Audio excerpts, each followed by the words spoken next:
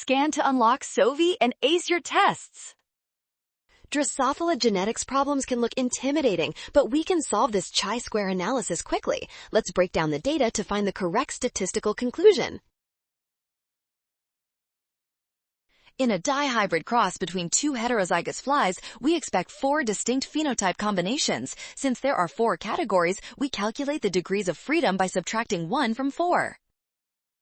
With 3 degrees of freedom and a standard significance level of 0.05, the critical value is 7.82. Our calculated value of 6.03 is lower. Since our calculated value is below the critical value, we fail to reject the null hypothesis. Independent assortment is likely occurring in these flies. Well done! Scan the code to learn with Sovi. Avoid rushing. Trust the given values and check your steps carefully.